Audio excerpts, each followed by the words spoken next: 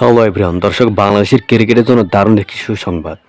কারণ বাংলাদেশের সাবেক president, BCB president Faruque Ahmed তেনাকে পদত্যাগ করিয়েছেন। পদত্যাগ মানে কি, তেনাকে বরখাস্ত করেছেন বিসিবি থেকে। কারণ তেনার নামে তা অনেক অনেক অনেক অনেক দুর্নীতি পাওয়া গেছে এবং তিনি তার দায়িত্বে অবহেলা করেছেন। এই জন্য তাকে বিসিবির চেয়ারম্যান, প্রেসিডেন্ট থেকে তাকে পদত্যাগ করানো হচ্ছে।